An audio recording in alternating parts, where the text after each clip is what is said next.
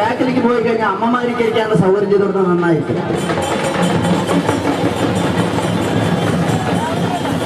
വേദിയിലെ മാനനീയ പ്രമുഖരെ, സ്നേഹം നിറഞ്ഞ ബന്ധുജനങ്ങളെ, ആരാധ്യരായ നാട്ടുകാരെ, ഹിന്ദു ഐക്യവേദിയുടെ പാലക്കാട് താലൂക്ക് സമ്മേളനത്തോടനുബന്ധിച്ച് നമ്മളിവിടെ ഒരുമിച്ച് കൂടിയ ഈ സായം സന്ധ്യയിൽ ഹിന്ദു ഐക്യവേദി എന്താണ്, എന്തിനാണ് എന്നൊക്കെയുള്ളത് നമ്മൾ സവിസ്തരം കേട്ടുകഴിഞ്ഞു. ഏപ്രിൽ 4, 5, 6 തീയതികളിൽ തിരുവനന്തപുരം പുത്തരിക്കണ്ടം മൈതാനത്ത് ഹിന്ദുവിന്റെ വിശ്വരൂപ പ്രകടനത്തെ പറ്റി വളരെ ഗംഭീരമായി ഹരിയേട്ടൻ നമുക്ക് പറഞ്ഞു തന്നും കഴിഞ്ഞു. വിവേകാനന്ദ സ്വാമിയുടെ സാർദ്ധശതി ആഘോഷിക്കുന്ന 150ാം ജയന്തി ആഘോഷിക്കുന്ന ഈ സമയത്ത്, വിശാല ഹിന്ദു സമ്മേളനത്തിന്റെ 30ാം വാർഷികം ആഘോഷിക്കുന്ന ഈ സമയത്ത്, അയ്യങ്കാളിയുടെ 150ാം ജയന്തി ആഘോഷിക്കുന്ന ഈ സമയത്ത് ഹിന്ദുവിന്റെ വിരാട രൂപ ദർശനം അത്യാവശ്യമായ ഒരു സാമൂഹ്യ വ്യവസ്ഥിതി കേരളത്തിൽ നിലനിന്നത് കൊണ്ട് തന്നെയാണ് അത്തരമൊരു വിശ്വരൂപ ദർശനത്തിലേക്ക് സമാജം ഇന്ന് തയ്യാറായിരിക്കുന്നത്. നേരത്തെ രാധാകൃഷ്ണേട്ടൻ ഉദ്ഘാടന പ്രഭാഷണത്തില് വിവേകാനന്ദ സ്വാമി കേരളത്തെ കണ്ടതിനെ പറ്റി നമ്മുടെ എല്ലാം മനസ്സിലുള്ള വലിയ ആ വാചകം ഓർത്തെടുത്ത് പറഞ്ഞു, ഇതൊരു ഭ്രാന്താലയമാണ് എന്നുള്ളത്. അന്ന് ജാതിയുടെ ഉച്ചനീചത്വങ്ങളെ കൊണ്ട് ഇതൊരു ഭ്രാന്താലയമാണ് എന്ന് വിവേകാനന്ദ സ്വാമിക്ക് തോന്നിയെങ്കിൽ ഹൈന്ദവ നവോത്ഥാന പരിശ്രമങ്ങളിലൂടെ ആ ഭ്രാന്താലയത്തെ തീർത്ഥാലയമാക്കി മാറ്റാൻ കഴിഞ്ഞതിന്റെ ചരിത്രവും രാധാകൃഷ്ണേട്ടൻ പറഞ്ഞു. അന്ന് ജാതിയുടെ ഉച്ചനീചത്വമായിരുന്നു കേരളത്തെ ഭ്രാന്താലയമാക്കിയത് എങ്കിൽ ഇന്ന് ഈ വിവേകാനന്ദ സ്വാമിയുടെ സാർദ്ധശതി ആഘോഷിക്കുന്ന ഈ സമയത്ത് ഒരു 2ാം നവോത്ഥാനത്തിന് ഹൈന്ദവ സമൂഹം സജ്ജമാവുകയാണ്. അത് മറ്റൊന്നും കൊണ്ടല്ല, ഇത് വീണ്ടും ഭ്രാന്താലയമായി മാറിയിരിക്കുന്നു എന്നുള്ളത് കൊണ്ട്. അന്ന് ജാതിയുടെ ഉച്ചനീചത്വം കൊണ്ടുള്ള ഭ്രാന്തായിരുന്നു, അറിവില്ലായ്മയുടെ ഭ്രാന്തായിരുന്നു എങ്കിൽ ഇന്ന് അറിവ് മുഴുത്തതിന്റെ ഭ്രാന്തിലേക്ക് കേരളം നീങ്ങിക്കൊണ്ടിരിക്കുകയാണ്. അതിന്റെ ചിത്രങ്ങളാണ് ഇവിടെ മുൻ പ്രഭാഷകരൊക്കെ നിരത്തി വെച്ചത്. തീവ്രവാദ കേസിൽ അകത്ത് കിടക്കുന്ന ഒരു രാജ്യദ്രോഹിയുടെ ഇല്ലാത്ത കാലിൽ പോലും കെട്ടിപ്പിടിച്ച് കരയുന്ന രാഷ്ട്രീയ നേതൃത്വത്തെ കാണുമ്പോ ഇവിടെ ഭ്രാന്താലയമല്ല എന്ന് ആർക്കാ പറയാൻ സാധിക്കുക? കേരളത്തിലെ ചില ഈർക്കിലി പാർട്ടിയുടെ നേതാക്കള്, അല്ല ഈർക്കിലി പാർട്ടിയല്ല, കേരളം ഭരിക്കുന്ന മുന്നണിയിലെ പല കക്ഷികളും ദൈവത്തോട് പ്രാർത്ഥിച്ചത്, ദൈവമേ മദനിയെ ഒരു 4 കാലിയാക്കാമായിരുന്നോ, എന്നാൽ ഞങ്ങൾക്ക് 4 കാലിലും പിടിച്ചു തൊഴാമായിരുന്നല്ലോ എന്നാണ്. 1 കാലല്ലേ ഉണ്ടായുള്ളൂ, ആകെ 1 കാലേ ഉള്ളൂ. 4 കാലുണ്ടായിരുന്നുവെങ്കില് 4 പുറത്തൊന്നും കാലില് കെട്ടിപ്പിടിച്ച് കരയാമായിരുന്നല്ലോ. ഇനിയൊരു ജന്മം മദനിക്ക് കൊടുക്കുന്നെങ്കിൽ അത് തീവ്രവാദിയായിട്ട് തന്നെയാണെങ്കിൽ ദൈവമേ 4 കാലം കൊണ്ട് ജനിപ്പിക്കണമേ എന്ന പ്രാർത്ഥന അന്തരീക്ഷത്തിൽ മുഴങ്ങുമ്പോൾ കേരളത്തിൽ ഭ്രാന്തല്ല എന്ന് നമുക്ക് പറയാൻ സാധിക്കുമോ? മനുഷ്യാവകാശങ്ങൾ ലംഘിക്കപ്പെട്ടിട്ടുണ്ടെങ്കിൽ അതിന് നിയമപരമായി പരിഹാരം കാണാം, അതിന് പ്രചരണമാകാം. ഇതിനൊന്നും നമ്മൾ എതിരല്ല.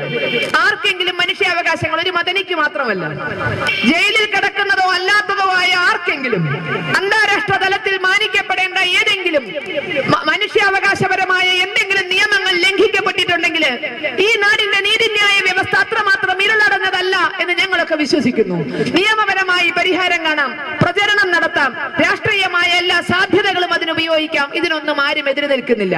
അവിടെയുണ്ട് നമ്മുടെ മനസ്സിൽ ചില സംശയങ്ങളൊക്കെ. ആടിനെ പട്ടിയാക്കുന്നത് പോലെ ഇവിടുത്തെ രാഷ്ട്രീയക്കാരും ഇവിടുത്തെ മനുഷ്യാവകാശക്കാരൊക്കെ മദനിയുടെ പേരിൽ നീണ്ട പ്രസംഗങ്ങൾ നടത്തുമ്പോൾ, തോരാത്ത കണ്ണുനീരൊഴുക്കുമ്പോൾ നമ്മുടെ ഓരോരുത്തരുടെയും മനസ്സിലുള്ള ഒരു വലിയ ചോദ്യത്തിന് അവരൊക്കെ ഉത്തരം തന്നെ മതിയാകുള്ളൂ.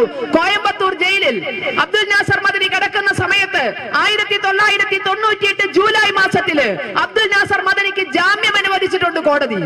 എന്തുകൊണ്ട് ജാമ്യ തുക കെട്ടിവെക്കാതെ, എന്തുകൊണ്ട് ജാമ്യക്കാരെ ഹാജരാക്കാതെ ഡിസംബർ വരെ നിലനിന്നിരുന്ന ആ ജാമ്യ കാലയളവിൽ ഒരു ദിവസം പോലും എന്തുകൊണ്ട് മദനി ജാമ്യത്തിൽ ഇറങ്ങിയില്ല?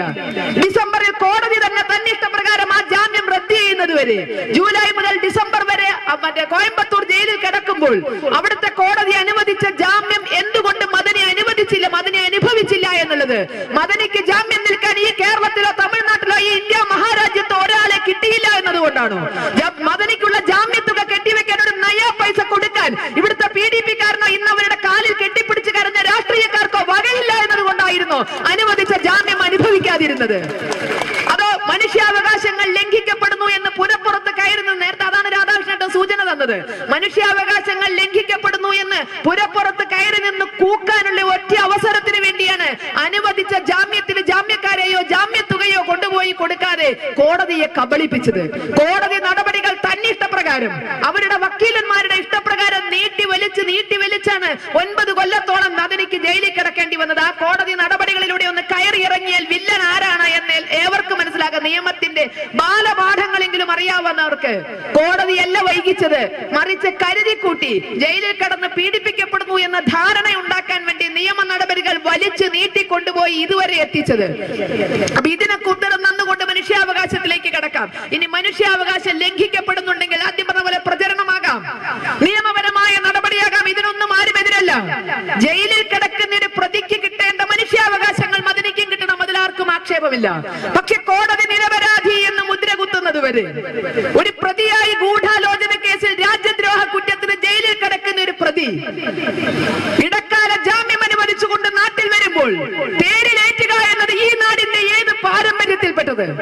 അതിനിവിടുത്തെ ഭരണകക്ഷിയും പ്രതിപക്ഷ കക്ഷിയും ഒരുമിച്ച് നിന്നുകൊണ്ട് ഒത്താശ ചെയ്തു കൊടുക്കുക എന്നും കാലിൽ കെട്ടിപ്പിടിക്കുക എന്നുള്ളത് ഏത് നീതി അനുസരിച്ച്, ഏത് മര്യാദ അനുസരിച്ച്? മദനിയെ സ്വീകരിക്കാൻ വേണ്ടി ചെന്ന് പാട് കിടക്കുമ്പോൾ, മദനിയോടൊപ്പം ഇരിക്കുമ്പോൾ, നേരത്തെ ഹരിയേട്ടൻ പറഞ്ഞ പോലെ മദനിക്ക് മുന്നിൽ കിടന്ന് ഏത്തമിടുമ്പോൾ നിങ്ങൾ മറന്നുപോയൊരു സംഗതിയുണ്ട്. ബാംഗ്ലൂർ ചിന്നസ്വാമി സ്റ്റേഡിയത്തിലെ മദനി പൊട്ടിക്കരഞ്ഞപ്പോ കേരളം കൂടെ കരഞ്ഞു. തന്റെ വിഷമം മലയാളിയെ ഓർത്ത്, ഭാരതത്തെ ഓർത്ത്, തന്റെ വിഷമത്തെ പറ്റി ഓർത്തപ്പോ മദനി പൊട്ടിക്കരഞ്ഞപ്പോ കേരളം കൂടെ കരഞ്ഞു. ഒരു ഓസ്കാർ അവാർഡ് കൊടുക്കണം മദനിക്ക്, സംശയമില്ല. ഒരു ഓസ്കാർ അവാർഡിന് നോമിനേറ്റ് ചെയ്യാം. തെരശീലയ്ക്ക് അഭിനയത്തിന് മാത്രമല്ല, ഇത്തരം ജീവിതത്തിൽ അഭിനയത്തിന് ഓസ്കാർ അവാർഡ് കൊടുക്കുമെങ്കിൽ ആദ്യത്തെ നോമിനേഷൻ പോകേണ്ടത് മദനിയുടെ പേരിലാണ്. ചിന്നസ്വാമി സ്റ്റേഡിയത്തിലെ ഒരു തെറ്റും ചെയ്യാതെ പൊട്ടിത്തെറിച്ച ലക്ഷ്മി എന്ന പാവപ്പെട്ട അമ്മയുടെ അവരുടെ മക്കളുടെ കണ്ണുനീര് കാണാൻ ഈ അഭിനയത്തിന് ഒത്താശ ചെയ്ത് അതിന്റെ കൂടെ കരഞ്ഞവർക്ക് ബാധ്യതയില്ലേ? എന്ത് തെറ്റ് ചെയ്തിട്ടാ ലക്ഷ്മി അവിടെ പൊട്ടിത്തെറിച്ചത്? ഒരു പാവം വീട്ടമ്മ. എന്ത് തെറ്റ് ചെയ്തിട്ടാ കോയമ്പത്തൂർ പാവപ്പെട്ട പൂക്കച്ചവടക്കാരടക്കമുള്ളവർ പൊട്ടിത്തെറിച്ചത്? അപ്പൊ ഭീകരവാദ കേസിൽ തടവിൽ കഴിയുന്ന, വിചാരണ തടവിൽ കഴിയുന്ന, ഒരിക്കലും നിരപരാധി എന്ന് മുദ്രകുത്താത്ത ഒരു വ്യക്തിക്ക് വേണ്ടി എങ്ങനെ ഇവിടുത്തെ രാഷ്ട്രീയക്കാർ ഹാജരാകുന്നു? ഒറ്റ ഉത്തരമേ ഉള്ളൂ, ഭ്രാന്ത്. മുഴുഭ്രാന്തല്ലാതെ മറ്റൊന്നുകൊണ്ട് അല്പമെങ്കിലും മാന്യതയുണ്ടെങ്കിൽ, അല്പമെങ്കിലും നിയമം അറിയാമെങ്കിൽ, ഇവിടുത്തെ നീതിന്യായ വ്യവസ്ഥയോട് അല്പമെങ്കിലും കൂറ് പുലർത്തണമെന്ന ആഗ്രഹമുണ്ടെങ്കിൽ ഇതിലൊരാൾ പോലും അവിടെ എത്തില്ല. പിണറായി വിജയൻ അടക്കമുള്ളവർ അവിടെ എത്തി. ഭ്രാന്തെന്നല്ലേ ഇതിനെ പറയേണ്ടത്? അതിനോടൊപ്പം നമ്മൾ ചേർത്ത് വായിക്കേണ്ട ഒരു ഭ്രാന്ത് മറ്റൊന്നുണ്ട്. ഈ വിശാല ഹിന്ദു ഐക്യ സമ്മേളനം ഏപ്രിൽ 4, 5, 6 തീയതികളിൽ നടക്കുമ്പോൾ ഇവിടുത്തെ ഹൈന്ദവ സമൂഹത്തിന് നന്ദിയോടുകൂടി സ്മരിക്കാനുള്ളത് നമ്മുടെ ഹൈന്ദവ നവോത്ഥാന നേതാക്കളെയാണ്. ഭ്രാന്താലയമായിരുന്ന കേരളത്തെ തീർത്ഥാലയമാക്കുന്നതിന് വേണ്ടി പരിശ്രമിച്ച നവോത്ഥാന നായകന്മാര്. ആ നവോത്ഥാന നായകന്മാരുടെ ഫോട്ടോകള് നമ്മൾ എല്ലായിടത്തും എല്ലാവരുടെയും ആദരവ് പിടിച്ചു പറ്റത്തക്ക വിധത്തിൽ പ്രദർശിപ്പിച്ചിട്ടുണ്ട്. കാരണം അവരിൽ നിന്നാണ് നമുക്ക് ആവേശം ഉൾക്കൊണ്ട് മുന്നോട്ട് പോകേണ്ടത്. മുന്നോട്ട് ചാടേണ്ട ഏതൊരു വ്യക്തിയും പുറകിൽ നിന്ന് ഓടി വരണം. അതുകൊണ്ട് ആ നവോത്ഥാന നായകന്മാരെ നമ്മൾ അറിഞ്ഞേ പറ്റൂ. ആ കൂട്ടത്തിൽ ഗുരുവായൂർ സത്യാഗ്രഹത്തിന്റെ വളണ്ടിയർ ക്യാപ്റ്റനായി സേവനമനുഷ്ഠിച്ച ശ്രീമാൻ AKജിയുടെ ഫോട്ടോ ഹിന്ദു ഐക്യവേദി പല ഭാഗങ്ങളിലും പ്രദർശിപ്പിച്ചു. തെറ്റിദ്ധരിക്കരുത് ഇവിടുത്തെ സഖാക്കള്, സഖാവ് AKജിയുടെ ഫോട്ടോ ഞങ്ങൾ വെച്ചിട്ടില്ല, ഞങ്ങൾ വെക്കുകയും ഇല്ല. ഒരു തരത്തിലുള്ള എതിർപ്പ് ഉണ്ടായിട്ടല്ല. സഖാവ് AKജി എന്ന വ്യക്തി ഒരു ഹൈന്ദവ നവോത്ഥാനത്തിലും പങ്കെടുത്തിട്ടില്ല എന്നുള്ളത് കൊണ്ട്, അല്ലാതെ ആരോടും നമുക്ക് അഭിപ്രായ വ്യത്യാസമൊന്നുമില്ല. ഹിന്ദു ഐക്യവേദി ഉപയോഗിച്ചത് ശ്രീമാൻ AKജിയുടെ ഫോട്ടോ ആണ്. സഖാവ് AKജിയുടെ ഫോട്ടോ ഹിന്ദു ഐക്യവേദി ഉപയോഗിച്ചിട്ടില്ല. എന്തുകൊണ്ട്? ഗുരുവായൂർ ക്ഷേത്രത്തിലേക്ക് എല്ലാ ഹിന്ദുക്കൾക്കും, ജാതി ഹിന്ദുക്കൾക്കും പ്രവേശനം ആവശ്യപ്പെട്ടുകൊണ്ട് ആരാധ്യനായ കേളപ്പന്റെ നേതൃത്വത്തിൽ ഗുരുവായൂർ നടന്ന സത്യാഗ്രഹത്തിന്റെ വളണ്ടിയർ ക്യാപ്റ്റനായി പ്രവർത്തിക്കുമ്പോൾ AKജി കമ്മ്യൂണിസ്റ്റുകാരനല്ല. AKജി കമ്മ്യൂണിസ്റ്റുകാരനല്ല. കേരളത്തിൽ അന്ന് കമ്മ്യൂണിസ്റ്റ് പ്രസ്ഥാനമില്ല. കേരളത്തിൽ കമ്മ്യൂണിസ്റ്റ് പ്രസ്ഥാനം രൂപം കൊള്ളുന്നതിന് മുൻപ് ഇവിടുത്തെ എല്ലാവരുടെയും പിന്തുണ കൊണ്ട് പ്രവർത്തിച്ചിരുന്ന സ്വാതന്ത്ര്യ സമര സംഘടനയായിരുന്ന ഇന്ത്യൻ നാഷണൽ കോൺഗ്രസിന്റെ ആഭിമുഖ്യത്തിലാണ് എല്ലാ വിഭാഗം ആളുകളും ഒരുമിച്ച് ചേർന്നുകൊണ്ട്, ഇപ്പോഴത്തെ രാഷ്ട്രീയ പാർട്ടിയല്ല, സ്വാതന്ത്ര്യ സമര പ്രസ്ഥാനം എന്ന നിലയിലുള്ള ഇന്ത്യൻ നാഷണൽ കോൺഗ്രസിന്റെ നേതൃത്വത്തിലാണ് വൈക്കം സത്യാഗ്രഹമാണെങ്കിലും ഗുരുവായൂർ സത്യാഗ്രഹമാണെങ്കിലും നടക്കുന്നത്. അന്ന് ഇന്ത്യൻ നാഷണൽ കോൺഗ്രസിന്റെ പ്രവർത്തകൻ എന്നതുകൊണ്ട് ആ ബാധ്യത അല്ലെങ്കിൽ ആ ചുമതല ഏറ്റെടുത്തുകൊണ്ടാണ് വളണ്ടിയർ ക്യാപ്റ്റനായി ഗുരുവായൂർ സത്യാഗ്രഹത്തിൽ AKജി പ്രവർത്തിച്ചത്. സഖാവ് AKജി പ്രവർത്തിച്ചിട്ടില്ല. അദ്ദേഹത്തിന്റെ കുഴപ്പമല്ല, പാർട്ടി അത്തരം ഒരു കാര്യങ്ങളിലും ഇടപെടാത്തത് കൊണ്ട്. ഇന്നും പാവപ്പെട്ട ഹിന്ദുവിന്റെ അടുത്ത് നിന്ന് നിങ്ങളെ അമ്പലക്കുളത്തിൽ ഇറക്കിയത് ഞങ്ങളോ, അമ്പലത്തിൽ കയറ്റിയത് ഞങ്ങളോ, അവിടെ കൊണ്ടുപോയത് ഞങ്ങളാന്ന് പറയുമ്പോ ഇവിടുത്തെ ഹിന്ദുവിന് ചരിത്രം അറിയാം.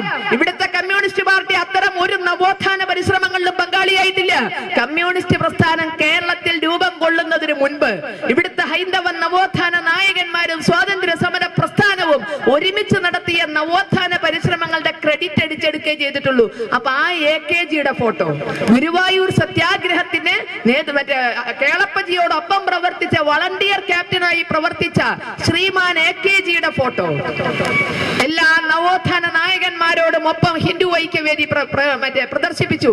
സഖാക്കൾക്ക് സഹിച്ചില്ല. AKGയെ അപമാനിക്കലാണെന്ന് പറഞ്ഞു.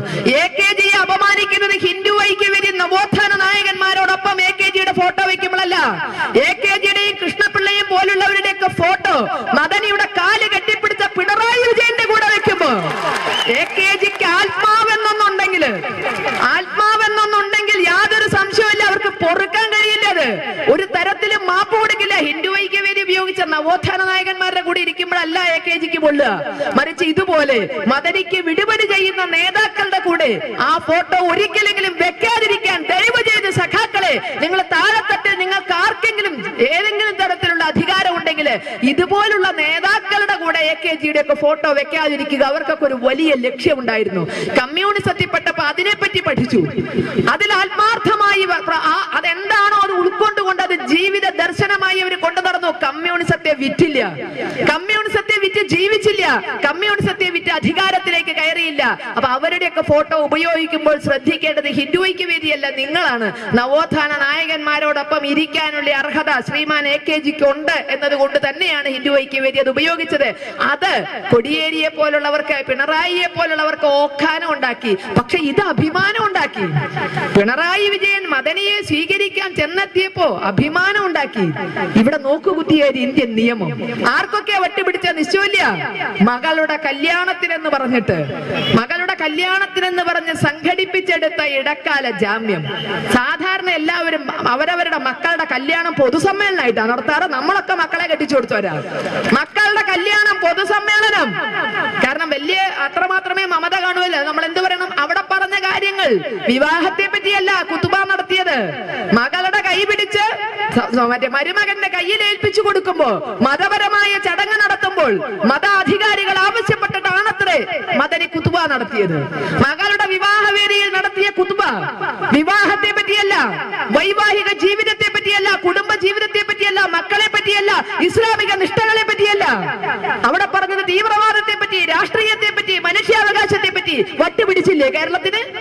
ഇത് ആഘോഷമാക്കിയ മാധ്യമങ്ങൾ വട്ടുപിടിപ്പിച്ചില്ലേ നമുക്ക്? ഈ 5 ദിവസം മദനി ജാമ്യം അനുഭവിച്ച് കേരളത്തിലെത്തിയ 5 ദിവസം ഇവിടുത്തെ നിയമം നോക്കുകുത്തിയായി. പത്രക്കാരോട് സംസാരിക്കരുത് എന്ന വ്യവസ്ഥ, പൊതുരംഗങ്ങളിൽ പ്രത്യക്ഷപ്പെടരുത് എന്ന വ്യവസ്ഥ, ഇതെല്ലാം ലംഘിച്ചുകൊണ്ടായിരുന്നു പൊട്ടിക്കരയുന്ന മദനി കേരളത്തിന് മുന്നിൽ എത്തിയത്. എന്തിന്റെ പേരിൽ പൊട്ടിക്കരയണം? എന്തിന്റെ പേരിൽ മദനിയെ സ്വീകരിക്കണം? സ്വാതന്ത്ര്യ സമര സേനാനിയാ? ഇന്ത്യയെ മോചിപ്പിക്കാൻ സ്വാതന്ത്ര്യ സമര സേനാനി ഭഗത് സിംഗിനെ കിട്ടിയിരുന്നെങ്കിൽ ഇതുപോലെ സ്വീകരിക്കുമായിരുന്നോ? ഇല്ല. കാരണം ഭഗത് സിംഗ് മുസ്ലിം അല്ലല്ലോ. ഭഗത് സിംഗിന്റെ പിന്നെ സംഘടിതമായ വോട്ടുമില്ല. ഭഗത് സിംഗ് വന്നിരുന്നെങ്കിൽ ഇതുപോലെ സ്വീകരിക്കുമായിരുന്നില്ല. അദ്ദേഹം എങ്ങനെ, ഞാനാണ് ഭഗത് സിംഗ് അല്ലേ, തിരിച്ചു വരാൻ ഒരു അവസരം ദൈവം കൊടുത്താൽ ഭഗത് സിംഗിനെ ഇതുപോലെ സ്വീകരിക്കില്ല. കാരണം പുറകിൽ വോട്ട് ചെയ്യാവുന്ന ഒരു സംഘടിത സമൂഹം ഇല്ലാത്തതുകൊണ്ട് ഭഗത് സിംഗിനെ വേണ്ട, സുഖദേവിനെ വേണ്ട, രാജഗുരുവിനെ വേണ്ട, ചന്ദ്രശേഖർ ആസാദിനെ വേണ്ട, ആരെയും വേണ്ട. നമുക്ക് മദനി മതി. ആരുടെ വിമോചനത്തിന് വേണ്ടി പെരുമാറുന്നു അദ്ദേഹം? ആരുടെ വിമോചനത്തിന് വേണ്ടി പടനയിച്ചു എന്ന ഇവിടുത്തെ ഇടതിനും വലതിനും കോൺഗ്രസിനും പറയാനുള്ളത്? ഇവിടുത്തെ മുസ്ലിങ്ങളുടെ വിമോചനത്തിന് വേണ്ടിയോ? സർക്കാർ റവന്യൂവിന്റെ 70% കൈകാര്യം ചെയ്യാവുന്ന മന്ത്രിമാരുണ്ടാക്കാൻ തക്ക വിധത്തിൽ വളർന്നൊരു സമുദായത്തെ ആരിൽ നിന്ന് മോചിപ്പിക്കാനാ മദനി സമരം ചെയ്തത്? ഇവിടെ മന്ത്രിയാവണമെങ്കിൽ മതം മാറണ അവസ്ഥ, ഭ്രാന്തിന്റെ മറ്റൊരവസ്ഥ. കേരളത്തിൽ മന്ത്രിയാകണോ? പല കോൺഗ്രസ് നേതാക്കളും ഇപ്പൊ ചിന്തിക്കണത് പൊന്നാനിക്കുള്ള ബസ് അപ്പളാന്ന് ചിന്തിച്ചുകൊണ്ടിരിക്കുന്ന പല കോൺഗ്രസ് നേതാക്കളും. പാലക്കാട് അടക്കമുള്ള മണ്ഡലത്തിൽ മത്സരിക്കണമെങ്കിൽ വരെ ചിലപ്പോ പൊന്നാനിക്ക് വണ്ടി കയറേണ്ട സ്ഥിതിയിലാണ് എന്ന് പഴക്കവും തഴക്കവും വന്ന കോൺഗ്രസ് നേതാക്കൾ തിരിച്ചറിഞ്ഞുകൊണ്ടിരിക്കുക. കാരണം അവിടെ പോയല്ലാതെ രക്ഷയില്ല. കേരളത്തിലെ ഏറ്റവും ഹിന്ദു ഭൂരിപക്ഷമുള്ള പാലക്കാട് ജില്ലയിൽ വരെ ഞങ്ങൾക്ക് മത്സരിക്കാൻ സീറ്റില്ലെങ്കിൽ ഞങ്ങൾ എവിടെ പോയി മത്സരിക്കും? പാകിസ്ഥാനിൽ പോകാൻ പറ്റുമോ? പാവം കോൺഗ്രസ് നേതാക്കളെ ഒന്ന് മത്സരിക്കണം എന്നുണ്ടെങ്കിൽ കതറിട്ടിട്ട് കാലത്രയായി. മത്സരിച്ചാൽ ജയിക്കുകയോ ജയിക്കില്ലേ വേറെ കാര്യം, ഒന്ന് മത്സരിക്കാൻ ഒരു സീറ്റ് കൊടുക്കണ്ടേ? ഉറപ്പുള്ളൊരു മണ്ഡലം കൊടുക്കണ്ടേ? പാകിസ്ഥാനി കൊടുക്കുവോ? ബംഗ്ലാദേശി കൊടുക്കുവോ? അതുകൊണ്ട് പല കോൺഗ്രസ് നേതാക്കളും ഇപ്പൊ തീരുമാനിക്കുന്ന മന്ത്രിയാവണോ മതം മാറണം എന്നാണ്. ഇത് ഭ്രാന്തല്ലേ? ജാതീയമായ ഉച്ചനീചത്വങ്ങളായിരുന്നു ഇന്നലെകളിലെ ഭ്രാന്തെങ്കില് തൊട്ടുകൂടാത്തവർ, തീണ്ടിക്കൂടാത്തവർ, ദൃഷ്ടിയിൽപ്പെട്ടാലും കുറ്റമുള്ളവർ ഇന്നലെകളിലെ അറിവില്ലായ്മ ഇവിടെ അങ്ങനെ ഒരു വ്യവസ്ഥ ഉണ്ടാക്കിയെങ്കിൽ ഇന്നുമുണ്ട് തൊട്ടുകൂടായ്മയുണ്ട്, തീണ്ടിക്കൂടായ്മയുണ്ട്. ഇവിടെ കേരള രാഷ്ട്രീയത്തിന് ഹിന്ദു എന്നത് തൊട്ടുകൂടായ്മയാണ്, തീണ്ടിക്കൂടായ്മയാണ്. കേൾക്കാൻ പോലും പറ്റില്ല. മറ്റേത് കേൾക്കായിരുന്നു കുഴപ്പമില്ല, ഹിന്ദു എന്ന രണ്ടക്ഷരം കേൾക്കാൻ പറ്റില്ല. മുസ്ലിം ആകാം, ക്രിസ്ത്യാനി ആകാം, ബാക്കിയൊക്കെ മതേതരന്മാരാകണം. കേരളത്തിലെ മന്ത്രിമാരുടെ കണക്കെടുത്താൽ മുസ്ലിം ഉണ്ട്, ക്രിസ്ത്യാനി ഉണ്ട്, ബാക്കി എല്ലാവരും മതേതരന്മാരാ. അല്ലാതെ ഹിന്ദു എന്ന് കേട്ടുകൂടാ. 56% അവരുടെ അവകാശങ്ങളെ പറ്റി പറഞ്ഞുകൂടാ. 56% നീതി കൊടുക്കണമെന്ന് പറയാൻ ആരുമില്ല. ഭ്രാന്തല്ലേ? വിവേകാനന്ദ സ്വാമി കണ്ട ഭ്രാന്ത അന്ന് അരഭ്രാന്തേ ഉണ്ടായിരുന്നുള്ളെങ്കിൽ ഇന്ന് മുഴുവട്ടായി മാറിയിരിക്കേണ്ടത്. ജാതീയമായിട്ടല്ല, മതത്തിന്റെ പേരിലുള്ള ഉച്ചനീചത്വങ്ങൾ ഇന്നിവിടെ അനുഭവിക്കുന്നു. ആ അസ്പൃശ്യത മുഴുവൻ ഏറ്റുവാങ്ങുന്നത് 56% ഹിന്ദുവാണ്. ഹിന്ദുവിന് പല രംഗങ്ങളിലും തൊട്ടുകൂടാ, പല രംഗങ്ങളിലും ചെന്നുകൂടാ. പാലക്കാട് ജില്ലയിലടക്കം നമ്മളൊന്ന് സൂക്ഷ്മമായി നോക്കുക. നമ്മൾ എന്തിനാ MLA-യുടെയും അല്ലെങ്കിൽ സ്ഥാനാർത്ഥികളുടെയും മതം പറയുന്നതെന്നറിയാവോ? അവരവരുടെ രാഷ്ട്രീയമല്ല വിളങ്ങുന്നത്. പാലക്കാട് ജില്ലയിലെ അടക്കം പല MLA-മാരും കീ പോസ്റ്റുകളില്, പ്രധാനമായ പോസ്റ്റുകളില് സ്വന്തം മതക്കാരെ തിരികെ കയറ്റാൻ വേണ്ടി നടത്തുന്ന ശ്രമങ്ങൾ എനിക്ക് നിങ്ങൾക്കും അറിയാം. അത് വലിയ പോലീസ് ഉദ്യോഗസ്ഥരായാലും കൊള്ളാം, റവന്യൂ ആയാലും കൊള്ളാം, എല്ലാ വിഭാഗങ്ങളിലും സ്വന്തം ആളുകളെ മാത്രം തിരികെ കയറ്റാൻ വേണ്ടി പിന്നിലൂടെ നടത്തുന്ന നാടകം കാണുമ്പോ കോൺഗ്രസിന് വല്ലതും പറയാൻ പറ്റുമോ? കാരണം മതേതരമല്ലേ, മതേതരമാണ്. മുസ്ലിമിനും ക്രിസ്ത്യാനിക്കും അവരുടെ കാര്യം പറയുമ്പോൾ നമ്മൾ തിരിച്ചവരുടെ മതം എന്ന് പറഞ്ഞാൽ മതേതരത്വം കപ്പൽ കയറി പോകും. അപ്പൊ ഈ മതേതരം എന്തെന്നറിയാതെ നട്ടം തിരിഞ്ഞു നിൽക്കുന്ന മലയാളിയുടെ ഭ്രാന്ത് മാറ്റാൻ, അവിടെയാണ് ഈ വിവേകാനന്ദ സ്വാമിയുടെ സാർദ്ധശതിയില് ഹൈന്ദവ സമൂഹം വിശ്വരൂപ ദർശനത്തിന് വേണ്ടി ഒരുങ്ങുന്നത്. ഒരു രണ്ടാം നവോത്ഥാനത്തിന്റെ തുടക്കം കുറിക്കുകയാണ്. കേവലം ഒരു സമ്മേളനം നടത്തി പിരിയുകയല്ല, ഒരു രണ്ടാം നവോത്ഥാനം. നമുക്കും ഇവിടെ ജീവിച്ചേ പറ്റുള്ളൂ. ഇവിടുത്തെ ഈ ഭ്രാന്തിന് ചികിത്സ വേണം. ഇന്ന് മതപരമായ ഉച്ചനീചത്വങ്ങൾ ഇവിടെ നിലനിൽക്കുന്നുണ്ടെങ്കിൽ തീർച്ചയായും അതിന് ചികിത്സ വേണം. ഇവിടെ തീവ്രവാദിയായാൽ മതം ഏതാണെങ്കിൽ നേരത്തെ പറഞ്ഞ പോലെ കാല് പിടിക്കാൻ ആളുണ്ട്, സ്വീകരിക്കാൻ ആളുണ്ട്. നമ്മളൊരു മതത്തിനും എതിരല്ല. മദനിയുടെ കാല് കെട്ടിപ്പിടിച്ചാൽ വോട്ട് കിട്ടുമെന്നുള്ളത് കൊണ്ട് മദനിയുടെ കാല് കെട്ടിപ്പിടിക്കുമ്പോൾ ഇവിടെ താഴെത്തട്ടില് കൂലിപ്പണിക്ക് പോകുന്ന, തൊഴിലുറപ്പ് പദ്ധതിക്ക് പണിയെടുക്കുന്ന ഒരു പാവപ്പെട്ട മുസ്ലിം വീട്ടമ്മയുടെ കൂടെ ചെല്ലാൻ ഇവരാരെങ്കിലും ഉണ്ടാവുമോ? അവരൊറ്റയ്ക്ക് അധ്വാനിക്കുന്നു. കള്ളപ്പണമില്ല, കള്ളക്കടത്തില്ല, കള്ളനോട്ടില്ല. തൊഴിലുറപ്പ് പദ്ധതിക്ക് പോകുന്ന ഒരു മുസ്ലിം സ്ത്രീയെ പറ്റി ചിന്തിക്കാന് അതുപോലും ഇല്ലാതെ ഭിക്ഷയെടുക്കാൻ പോകുന്ന മുസ്ലിം സ്ത്രീകളുണ്ട്. അവരെ പറ്റി ഇവർ ചിന്തിക്കില്ല. മദനിയെ പറ്റി ചിന്തിക്കും, പാണക്കാട് തങ്ങളെ പറ്റി ചിന്തിക്കും, കാന്തപുരത്തെ പറ്റി ചിന്തിക്കും. ആർക്കാണോ വോട്ട് നോട്ടും ഉള്ളത് ആ വോട്ടിന്റെയും നോട്ടിന്റെയും മുന്നിൽ കമഴ്ന്ന് കിടക്കുമ്പോൾ അവിടെ മതപരമായ വികാരം പോലും അല്ല നമ്മൾ തിരിച്ചറിയുന്നു. സാധാരണക്കാരന്റെ വിഷയങ്ങളൊന്നും അല്ല ഇവർ ഏറ്റെടുക്കുന്നത്. മറിച്ച് ഇതുപോലുള്ള തീവ്രവാദിയുടെ, രാജ്യദ്രോഹികളുടെ പുറകെ നിൽക്കുമ്പോൾ ഈ ഭ്രാന്ത് ചികിത്സിച്ചു മാറ്റാൻ ഹൈന്ദവ സമൂഹത്തിനെ സാധിക്കുള്ളൂ. ഈ രണ്ടാം നവോത്ഥാനത്തിലൂടെ നമ്മൾ അത് ചെയ്തേ പറ്റുള്ളൂ. മന്ത്രിയാകാൻ മതം മാറണം, മനുഷ്യാവകാശം കിട്ടാൻ മതം മാറണം പോരാ. ഏതൊക്കെ അറ്റങ്ങളിൽ ഈ ഭ്രാന്ത് ഏതുവരെ എത്തി? വിവേകാനന്ദ സ്വാമി പറഞ്ഞ ഭ്രാന്ത്, വെള്ളം തളിച്ചും കൂക്കിയും അകറ്റിയും ആളുകളെ മാറ്റി നിർത്തിയിരുന്ന ഭ്രാന്ത് ഇന്ന് അതിനേക്കാൾ മുഴുത്തതിന്റെ പല ലക്ഷണങ്ങളും.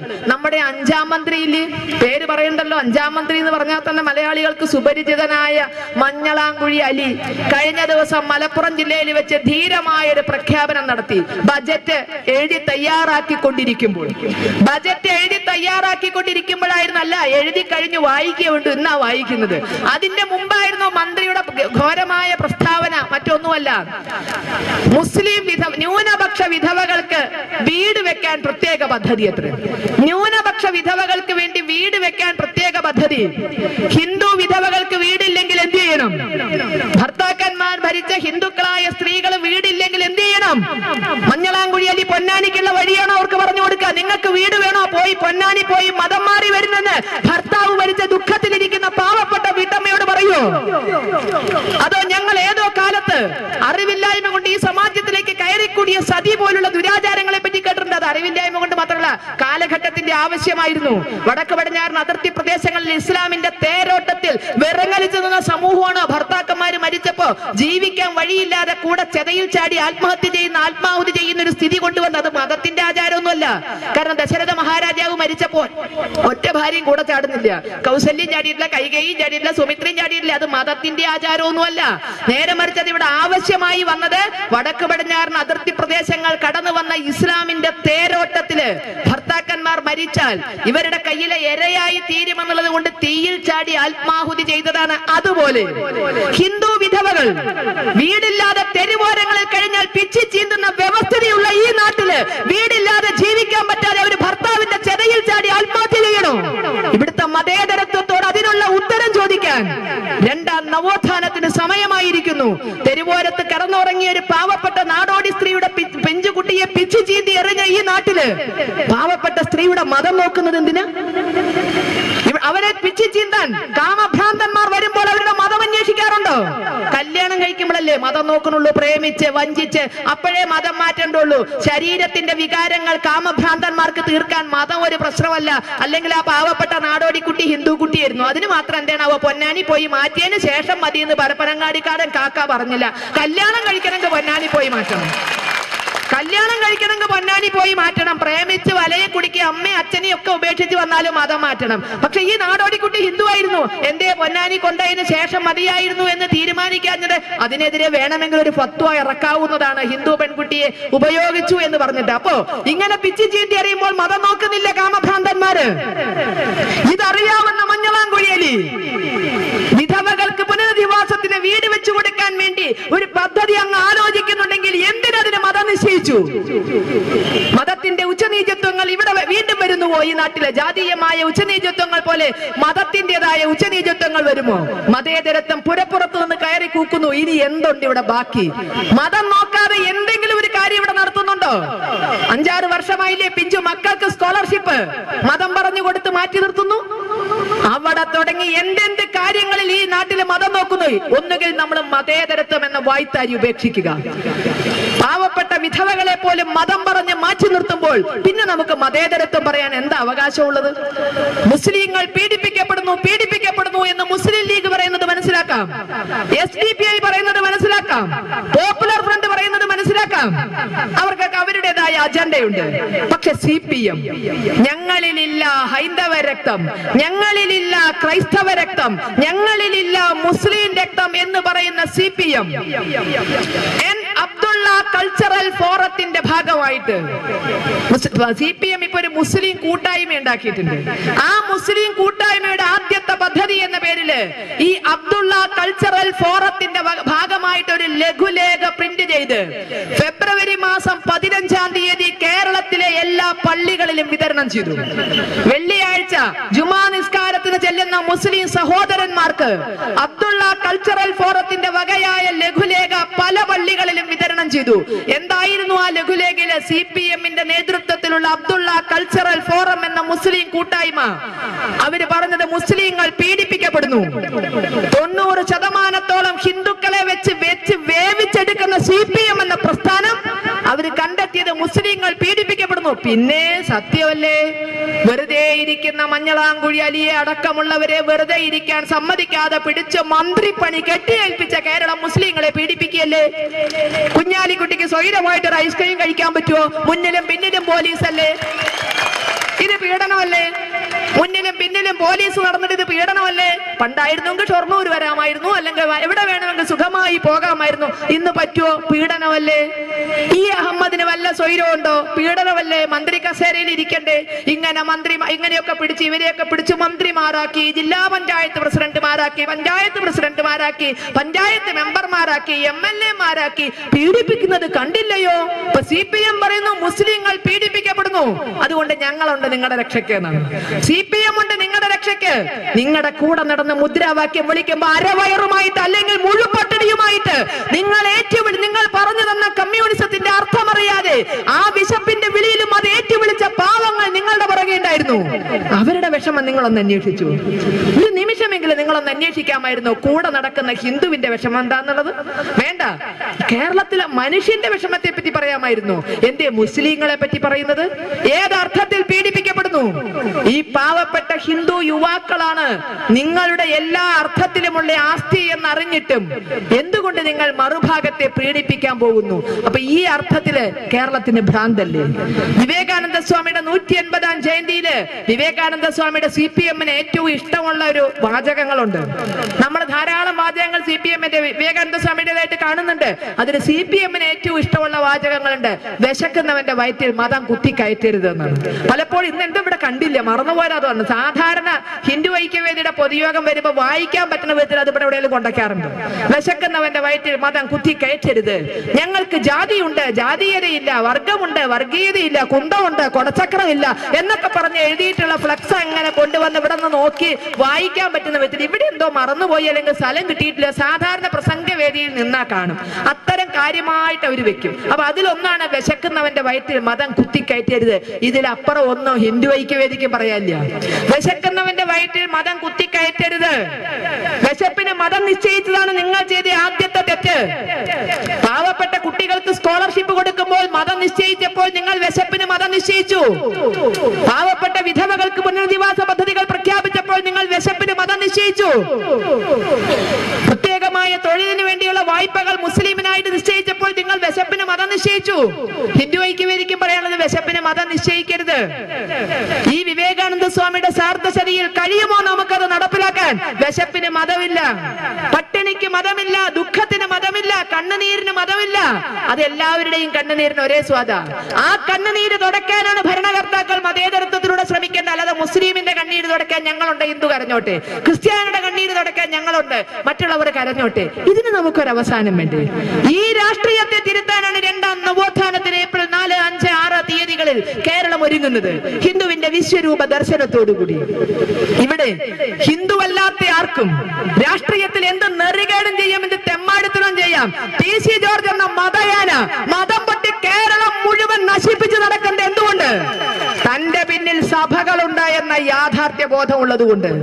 PC ജോർജിന്റെ നെറികെട്ട പ്രസ്താവനകൾ കേരളത്തിന്റെ അന്തരീക്ഷത്തെ മലീമസമാക്കുമ്പോൾ ഏതെങ്കിലും ഒരു ക്രിസ്ത്യൻ സഭ മിണ്ടിയോ? PC ജോർജ് ചെയ്തത് തെറ്റാണെന്ന് എല്ലാ രാഷ്ട്രീയത്തെ പറ്റി അഭിപ്രായം പറയുന്നവരല്ലേ? എന്തേ PC ജോർജിന്റെ സഭയൊന്ന് വിലക്കാത്തത്? സഭ പറയുന്നതിനനുസരിച്ച് ചാടിക്കളിക്കുന്ന രാഷ്ട്രീയമുള്ള PC ജോർജ് സഭയുടെ അനുസരണയുള്ള കുഞ്ഞാട. നിങ്ങൾ ചിന്തിക്കുക, ആര് ലൈസൻസ് കൊടുത്തു? KR ഗൗരിയമ്മയെ പോലെ കേരളം ബഹുമാനിക്കുന്ന അവര് രാഷ്ട്രീയം നമ്മൾ എതിർക്കുന്നതായിരിക്കാം. അവരുടെ പ്രവർത്തന രീതി ഒരു പക്ഷെ നമുക്ക് അംഗീകരിക്കാൻ പറ്റുന്നതാകില്ല. പക്ഷെ അവര് കേരളം അംഗീകരിച്ചൊരു നേതാവാണ്. 10-90 വയസ്സായ ഒരു പാവപ്പെട്ട സാധാരണ ഒരു സ്ത്രീയോട് പോലും ചെയ്യാൻ സാധിക്കാത്തത് കേരളം അംഗീകരിച്ച, കേരള ജനതയുടെ മനസ്സിൽ സ്ഥാനം നേടിയ ഒരു രാഷ്ട്രീയ നേതാവിനെയൊക്കെ പുലഭ്യം പറയാനുള്ള അധികാരം ആര് PC ജോർജിന് പകർന്നു കൊടുത്തു? അപ്പൊ ഈ മതയാനയൊക്കെ ഇവിടെ ഇഷ്ടം പോലെ വിഹരിക്കാൻ സാധിക്കുന്നത് മതേതരത്വത്തിന്റെ തണലില്ല.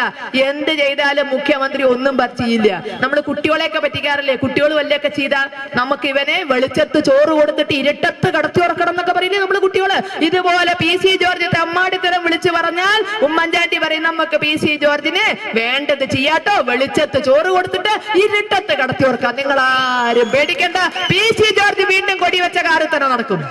ആർക്കെതിരെ പുലഭ്യം പറഞ്ഞാലും, ഇവിടുത്തെ രാഷ്ട്രീയ അന്തരീക്ഷത്തെ മുഴുവൻ മലീമസമാക്കിയാലും അദ്ദേഹം കൊടിവെച്ച കാറിൽ തന്നെ പറക്കും 100% ഉറപ്പ്. എന്തുകൊണ്ട്? തികഞ്ഞ ക്രിസ്ത്യാനിയാണ് എന്നതുകൊണ്ട്. അതിലപ്പുറമൊന്നും കേരള രാഷ്ട്രീയത്തിന് നോക്കണ്ട.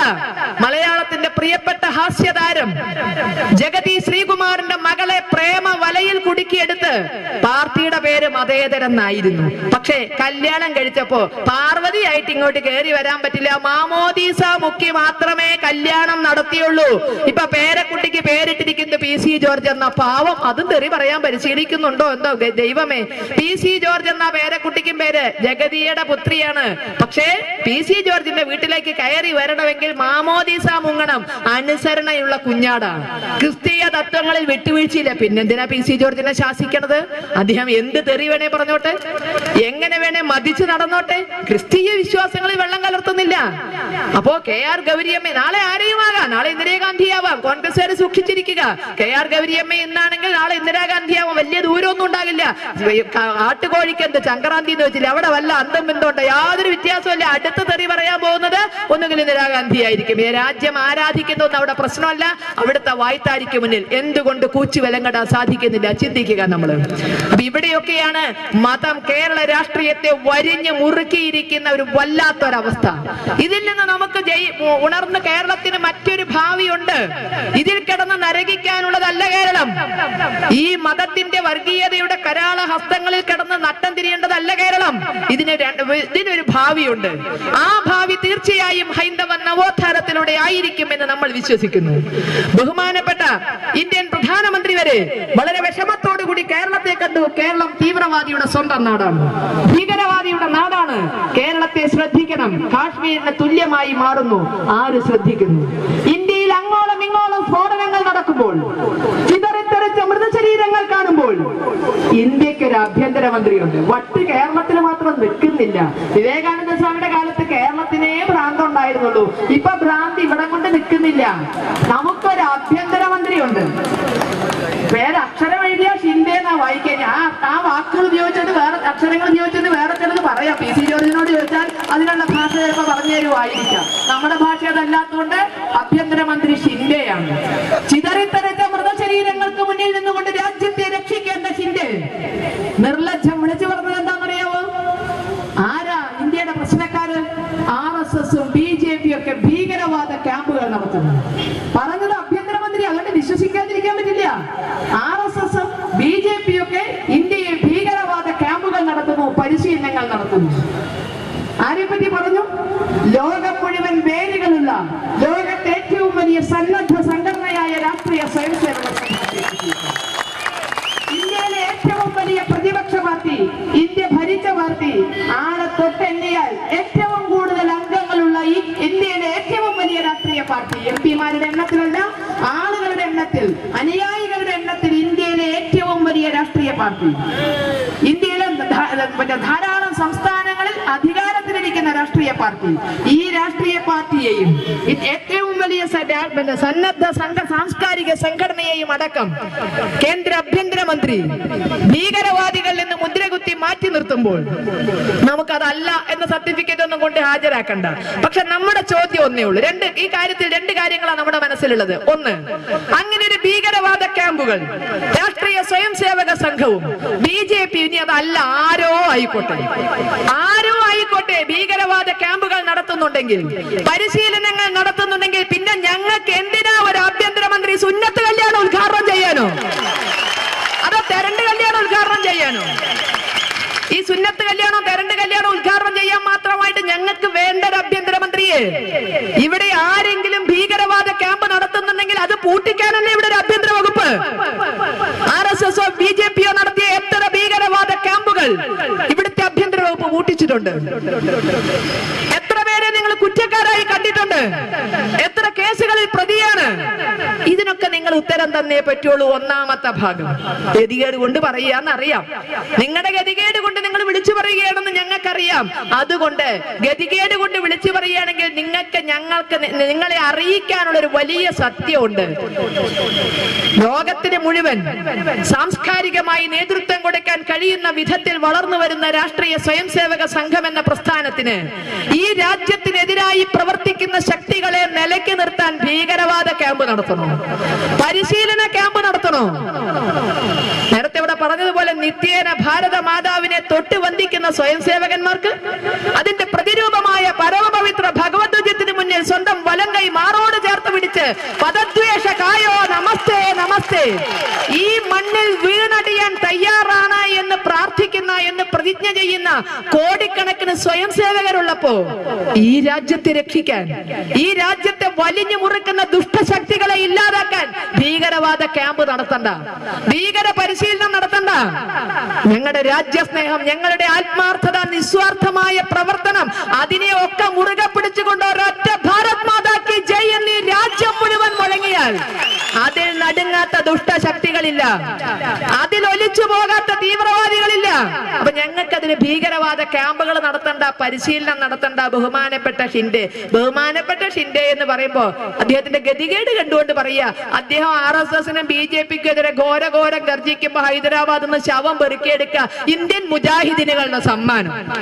കേന്ദ്ര ആഭ്യന്തരമന്ത്രിക്ക് RSSനെയും BJPയെയും ഒക്കെ കൊല വിളിച്ചതിന് ഇന്ത്യൻ മുജാഹിദീന്റെ വക സമ്മാനമായിരുന്നു ഹൈദരാബാദിലെ ഇരട്ട സ്ഫോടനങ്ങളിൽ പെറുക്കിക്കുട്ടിയ ശവശരീരങ്ങൾ. ഇങ്ങനെ രാജ്യം മുഴുവൻ ഇസ്ലാമിക തീവ്രവാദത്തിന്റെ മാവോവാദത്തിന്റെ ഒക്കെ പിടിയിൽപ്പെട്ട് നട്ടം തിരിയുമ്പോഴും അർത്ഥമില്ലാത്ത മതേതരത്വം പുലമ്പുന്ന ഈ രാഷ്ട്രത്തിന് ഒരു ഉയർത്തെഴുന്നേൽപ്പ് തുടക്കം പരശുരാമ ക്ഷേത്രത്തിൽ നിന്നാകട്ടെ. രണ്ടാം ഹൈന്ദവ നവോത്ഥാന പരിശ്രമങ്ങളുടെ ലക്ഷ്യം കേവലം കേരളത്തിൽ ഒതുങ്ങുന്നില്ല. അതിന് ഇന്ത്യ മുഴുവനുള്ള മാനം നമ്മൾ കാണുന്നു. ഈ ഭാരതത്തെ മുഴുവൻ രക്ഷിക്കാനുള്ള ഈ ഭ്രാന്തിൽ നിന്ന്, മതേതരത്വത്തിന്റെ പേരിൽ കാട്ടിക്കൂട്ടുന്ന ഈ ഭ്രാന്തിൽ നിന്ന് കേരളത്തെ രക്ഷിക്കണം, ഭാരതത്തെ രക്ഷിക്കണം. കേരളമാണ് ഇന്ന് ബ്രീഡിംഗ് സെന്റർ, കേരളമാണ് ഇന്ന് നഴ്സറി ഭീകരവാദികളുടെ. ഇവിടെയാണ് മുട്ടയിട്ട് പെരുകുന്നത്, ഇവിടെയാണ് വളരുന്നത്, ഇവിടെയാണ് പാല് കുടിക്കുന്നത്. രാജ്യം മുഴുവൻ, ലോകം മുഴുവൻ വേണ്ട ഭീകരവാദികള്. പക്ഷെ ഇവിടുത്തെ ഭരണകൂടമോ അതിന് ഒത്താശ ചെയ്തു കൊടുക്കുന്നു. നമ്മൾ ചിന്തിക്കുക, വർഗീയത വളരുന്നു എന്ന് പറഞ്ഞ്, വർഗീയവാദികൾ എന്ന് പറഞ്ഞ് പലരെയും മുദ്ര കുത്തുന്നു. വർഗീയമായി എന്തെങ്കിലും ഒന്ന് പറഞ്ഞാൽ, എന്തെങ്കിലും ഒന്ന് ചെയ്താൽ 153A ചാർജ് ചെയ്യും. കമ്മ്യൂണൽ വയലൻസ് എന്ന് പറഞ്ഞുകൊണ്ട് 153A ചാർജ്. അങ്ങനെയാണ് നമ്മളെ നോക്കണത്. പക്ഷേ ഈ 153Aയുടെ അർത്ഥം അറിയുമെങ്കിൽ അത് ചാർജ് ചെയ്യേണ്ടത് ഓരോ സന്ദർഭത്തിലും ആർക്കെതിരെ എന്ന് നമ്മൾ ഗഹനമായി ഒന്ന് ചിന്തിക്കണം. ഇവിടുത്തെ ഹിന്ദുവിന്റെ അവസ്ഥയിൽ നിന്ന് തുടങ്ങാൻ നമുക്ക്. പലയിടത്തും ചട്ടാ കടക്കാൻ 6 അടി മണ്ണില്ലാണ്ട് ഹിന്ദു സമരം നടത്തുന്നത് കേരളത്തിലെ ദിവസേന വാർത്തയാണ്. ശ്മശാനത്തിന് വേണ്ടി ഒടലോടെ പോവില്ലല്ലോ, പൂന്താനൊന്നും പോയമാതിരി നമ്മളെ കൊണ്ടുപോവില്ലല്ലോ ഒടലോടെ. അതുകൊണ്ട് ഈ ശവന്തലും ചെയ്യണ്ടേ? 6 അടി മണ്ണിന് സമരം ചെയ്യണു. പോട്ടെ, ഇനി 6 അടി മണ്ണുണ്ടെങ്കിലും ഇല്ലെങ്കിലും കഴുകൻ തിന്നിയാലും കാക്ക കൊത്തിയാലും ശരീരം അങ്ങോട്ട് പോയിക്കോളും. പക്ഷേ ആ ആത്മാവിനൊന്ന് മോക്ഷം കിട്ടാൻ, നമ്മുടെ പിതൃക്കൾക്ക്, നമുക്ക് നമ്മുടെ രക്തവും മാംസവും ജീനും എല്ലാം തന്ന നമ്മുടെ പിതൃക്കൾക്ക്, നമ്മുടെ പൂർവികർക്ക്, അവരുടെ ആത്മാക്കൾക്ക് മോക്ഷം നൽകുവാൻ ഒരു പിടി പിണ്ണച്ചോറ് ഉരുട്ടി വെക്കുക എന്നത് ഹിന്ദുവിന്റെ മനുഷ്യാവകാശങ്ങളിൽ പെട്ടതാണ്. കേരളത്തിൽ അങ്ങോളം ഇങ്ങോളമുള്ള ഹിന്ദു ഭയഭക്തി ആദരവ് പൂർവ്വം ആ ഒരു ഉരുള പിണ്ണച്ചോറ് ഉരുട്ടി വെക്കാൻ ചെല്ലുന്ന മണ്ണാണ് ആലുവ ശിവരാത്രി മണപ്പുറം. ശിവരാത്രി നാളിലും പിറ്റേ ദിവസവും ലക്ഷക്കണക്കിന് ആളുകളാണ് സ്വന്തം പിതൃക്കൾക്ക് ഒരു ഉരുള പിണ്ണച്ചോറ് ഉരുട്ടി വെക്കാൻ വേണ്ടി ആലുവ മണപ്പുറത്ത് ചെല്ലുന്നത്. ആലുവ മണപ്പുറം പിതൃകർമ്മങ്ങൾക്ക് വേണ്ടി ഹിന്ദുവിന് വിട്ടു തന്നത് ഇവിടുത്തെ മതേതര സർക്കാരല്ല. ഇവിടുത്തെ മതേതര സർക്കാരല്ല, ഒരു ഭരണകൂടവുമല്ല, പെരിയാറാണ്. അല്ല, ഭഗവാൻ പരമശിവനാണ്. ആ പരമശിവന്റെ മണ്ണാണ് ആലുവ മണപ്പുറം. ഹിന്ദു ഭയഭക്തി ബഹുമാനത്തോടെ അവന്റെ പിതൃക്കൾക്ക് ഒരുള്ള പിണ്ണച്ചോറ് ഉരുട്ടി വെക്കുന്നത്. പക്ഷെ ഈ പ്രാവശ്യം ആലുവ മുനിസിപ്പാലിറ്റി അതിനും ഹിന്ദുവിന് അവസരം കൊടുക്കാത്ത വിധത്തില് അതിന്റെയും പാവനത നശിപ്പിച്ചു, ആ മണ്ണിന്റെയും പാവനത നശിപ്പിച്ചു. ആലുവ ശിവരാത്രി മണപ്പുറം ആലുവ ശിവക്ഷേത്രത്തിന്റേതാണ്, സർക്കാരിന്റെ അല്ല, പുറമ്പോക്കല്ല, റവന്യൂ ഭൂമിയല്ല. ആലുവ ശിവക്ഷേത്രത്തിന്റെ മണ്ണാണ് ആലുവ മണപ്പറപ്പ്. ആ മണപ്പറപ്പിലാണ് ഹിന്ദു ഭക്തിയാദരപൂർവ്വം ബലികർമ്മങ്ങൾ അനുഷ്ഠിക്കുന്നത്. പക്ഷെ ഒരു മറ്റേ നഗരസഭയുടെ ഭരണം കിട്ടിയാൽ തങ്ങളാണ് ഈ രാജ്യം മുഴുവൻ ഭരിക്കുന്ന രാജാക്കന്മാരെന്നോ അതിനേക്കാൾ വലിയ പടച്ചവനാണ് തങ്ങളെ എന്നുള്ള ധാരണയുള്ള ആലുവ മുനിസിപ്പാലിറ്റി, ആലുവ മണപ്പുറം ഒരു ഇസ്ലാമിക സംഘടനയുടെ മതപ്രഭാഷണത്തിന്, അവരുടെ മതാചാരങ്ങൾക്ക് അവർക്ക് നിസ്കരിക്കാൻ മതപ്രഭാഷണത്തിന് ആ ഭൂമി വിട്ടുകൊടുത്തു. എന്തിന്റെ പേരിൽ? ആലുവയിൽ മൈതാനങ്ങളില്ലാതെയാണോ? ആലുവയിൽ ഇതുവരെ ഇസ്ലാമിക സംഘടനകൾ മതപ്രഭാഷണം നടത്തിയിട്ടില്ലേ? മൈതാനമില്ല എന്നതുകൊണ്ട് ഏതെങ്കിലും ഒരു മതപ്രഭാഷകന്റെ ശബ്ദം കേൾക്കാൻ ആലുവക്കാർക്ക് ഭാഗ്യമില്ലാതിരുന്നിട്ടുണ്ടോ? എല്ലാ മതപ്രഭാഷകരും എല്ലാ ഇസ്ലാമിക സംഘടനകളും അവിടെ ഇതുവരെ പ്രവർത്തിച്ചില്ലേ? എന്തിനീ തെമ്മാടിത്തരം ചെയ്തു? ആലുവ മണപ്പുറത്ത് ഹിന്ദുവിനോടുള്ള പിണ്ണച്ചോറ് ഉരുട്ടി വെക്കുന്നിടത്ത് എന്തിന് മറ്റ് മതങ്ങളുടെ വിശ്വാസങ്ങളെ വലിച്ചഴച്ചു കൊണ്ടുവന്നു? ഇവിടെയാണ് അധികാരം ഹിന്ദുവിനൊരു പാരയായി മാറുന്നത്. ആലുവ മുനിസിപ്പാലിറ്റിയുടെ അധികാരം കയ്യിലുണ്ട് എന്ന ഒറ്റ ധാർഷ്ട്യത്തിൽ മുനിസിപ്പാലിറ്റിയുടെ അല്ലാതെ, ആ മണപ്പുറം മുനിസിപ്പാലിറ്റിയുടെ അല്ല. എന്നിട്ട് പോലും ഇസ്ലാമിക സംഘടനയ്ക്ക് അവിടെ അനുവാദം കൊടുത്തു. 2 കാര്യങ്ങൾ ചിന്തിക്കുക. അനുവാദം കൊടുത്ത ആലുവ മുനിസിപ്പാലിറ്റിയെ പറ്റി 1. 2, അവിടെ പോയി മതപ്രഭാഷണം നടത്താനുള്ള ചങ്കൂറ്റം കാണിച്ച ഇസ്ലാമിക സംഘടനയെ പറ്റിയിട്ട് അത് നടത്തുമ്പോൾ അവർ വിജയിച്ചു എന്ന ധാരണയിലായിരുന്നു. ഹിന്ദു ബലിയർപ്പിക്കണം, ബലിയിടരുതെന്ന് പറഞ്ഞാൽ ഹിന്ദു കേൾക്കില്ല, ഉറപ്പ്. കാലങ്ങളായി പറയണു അതൊന്നും വേണ്ട, വേണ്ട, അതൊക്കെ തെറ്റാണ്, വിഗ്രഹത്തെ ആരാധിക്കരുത്, അത് ചെയ്യരുത്, അതൊന്നും ഇവിടുത്തെ ഹിന്ദു കേട്ടില്ല. അപ്പൊ അവർക്ക് അല്പമെങ്കിലും ഗൂഢമായെങ്കിലും സന്തോഷിക്കാം. അവൻ ബലിയർപ്പിക്കുന്ന മണ്ണിൽ ഞങ്ങൾ നിസ്കരിച്ചു എന്നതുകൊണ്ട്, അവൻ ബലിയർപ്പിക്കുന്ന മണ്ണിൽ ഞങ്ങൾ മതപ്രഭാഷണം നടത്തി എന്നുള്ളത് കൊണ്ട്, അവൻ ബലിയർപ്പിക്കുന്ന മണൽത്തരികളോട് അല്ലാഹു അല്ലാതെ ആരാധ്യനില്ല എന്ന് ഉറക്കെ പറയാൻ കഴിഞ്ഞു എന്നതുകൊണ്ട് അവരും അഹങ്കരിച്ചു, അവരും സന്തോഷിച്ചു. അവിടെ ബലിയർപ്പിക്കുന്ന ലക്ഷങ്ങളുടെ വികാരങ്ങൾക്ക് പുല്ലിന്റെ വിലയെങ്കിലും കൊടുത്തു. ആ മണപ്പുറം സംരക്ഷിക്കാൻ ഹിന്ദു സമരം ചെയ്യേണ്ടി വന്നു. അവിടെ കൊടുത്ത മുനിസിപ്പാലിറ്റി രക്ഷപ്പെട്ടു, അവിടെ പോയി മതപ്രഭാഷണം നടത്തിയവർ രക്ഷപ്പെട്ടു. ജയിലരികൾക്കുള്ളിലായത് പ്രതികരിച്ച ഹിന്ദു, സ്വന്തം മണ്ണ് സംരക്ഷിക്കാൻ പ്രതികരിച്ച ഹിന്ദു, അവന് നേരെ 153A ചാർജ് ചെയ്തത്. ആരുടെ നേരെ ചാർജ് ചെയ്യണം? മതേതരത്വം തകർത്തത് മുനിസിപ്പാലിറ്റിയാണ്. ആലുവ, പെരുമ്പാവൂർ, മൂവാറ്റുപുഴ, തൊടുപുഴ തുടങ്ങിയ ഭാഗങ്ങൾ ഇസ്ലാമിക തീവ്രവാദത്തിന്റെ കേന്ദ്രമാണ്. ആ കേന്ദ്രത്തിൽ നമുക്കറിയാം അവിടുത്തെ ആലുവായുടെയൊക്കെ മനഃശാസ്ത്രം. ഈ ആലുവായിൽ നിന്ന് ഏറെ ദൂരെയല്ല ഒരു അധ്യാപകന്റെ വലം കൈ വെട്ടിമാറ്റിയ മൂവാറ്റുപുഴ, അവിടെ നിന്ന് ഏറെ ദൂരെയല്ല ഒരു ക്ഷേത്രത്തിന്റെ മുന്നിലിട്ട് ഒരു പശുവിനെ അറുത്തു തള്ളിയ പെരുമ്പാവൂര്, അവിടെ നിന്ന് ഏറെയല്ല സിമി ക്യാമ്പ് നടത്തിയ പാനായിക്കുളം, അവിടെ നിന്ന് ഏറെയല്ല ബസ് കത്തിച്ച കളമശ്ശേരി, അവിടെ നിന്ന് ഏറെയല്ല സ്ഫോടനം നടന്ന കളക്ടറേറ്റ്. ഇതിന്റെയൊക്കെ മധ്യത്തിലുള്ള ആലുവ മണപ്പുറത്ത് ലക്ഷക്കണക്കിന് ഹിന്ദു ഭക്തർ ചെന്ന് ബലിതർപ്പണം നടത്തുന്ന ശിവരാത്രി മണപ്പുറത്ത് ആലുവ പരമശിവന്റെ മണ്ണ് ഇത്തരത്തിൽ അന്യാധീനപ്പെടുത്തുമ്പോൾ ഇവിടുത്തെ ഹിന്ദുക്കൾ പറയുന്നത് വർഗീയവാദമാണെങ്കിൽ ഞങ്ങൾക്ക് അതിലൊരു കുഴപ്പമില്ല, ഞങ്ങളെ കൊണ്ട് പറയിപ്പിച്ചതാണ്. ഇത്തരം കാര്യങ്ങൾ ഞങ്ങളെ കൊണ്ട് പറയിപ്പിച്ചതാണ്. ആ മണ്ണ് സംരക്ഷിക്കാനുള്ള ബാധ്യത ഹിന്ദുവിനുണ്ട്. ഇനി ഒരിക്കലും അത് സംഭവിക്കില്ല എന്ന് ഹിന്ദു പ്രതിജ്ഞ ചെയ്തിട്ടുണ്ട്. ഇനി ഒരിക്കലും ആലുവ മണപ്പുറത്ത് ഹിന്ദുവിന്റേതല്ലാത്ത ഒരാചാരങ്ങളും ഒരാഘോഷങ്ങളും ആ മണൽപ്പരപ്പിൽ നടക്കില്ല എന്ന് ഹിന്ദു പ്രതിജ്ഞ ചെയ്തിട്ടുണ്ട്. ആ പ്രതിജ്ഞ നടപ്പിലാക്കാൻ ഹിന്ദു ബാധ്യസ്ഥനാണ്. അതുകൊണ്ട് എന്തു തന്നെ ഭവിഷ്യത്തുണ്ടായാലും ആ പ്രതിജ്ഞ അത് നമ്മളോടല്ല, മൺമറഞ്ഞു പോയ നമ്മുടെ പൂർവികരോട്. അവരും ബലിതർപ്പണം നടത്തിയ മണ്ണ നാളെ എവിടെയുണ്ട് ഹിന്ദുവിന്? സ്വന്തം വീടുകൾ വരെ ഈ മതേതരത്വം നഷ്ടപ്പെടുത്തില്ലേ നമുക്ക്? ചത്ത കിടക്കാൻ 6 അടി മണ്ണില്ല, ബലിയിടാൻ ഒരു പിടി പരിപാവനമായ ഭൂമിയില്ല. എവിടെ നാളെ ഹിന്ദു എങ്ങനെ ജീവിക്കും? ഈ മതേതരത്വം അവന്റെ കിടപ്പാടം പോലും തട്ടിയെടുക്കില്ല എന്ന് പറയാൻ പറ്റുമോ നമുക്ക്? ഇവിടെയാണ് സംഘടിക്കേണ്ടി വരുന്നത്. ഈ മണ്ണ് മാത്രമാണോ?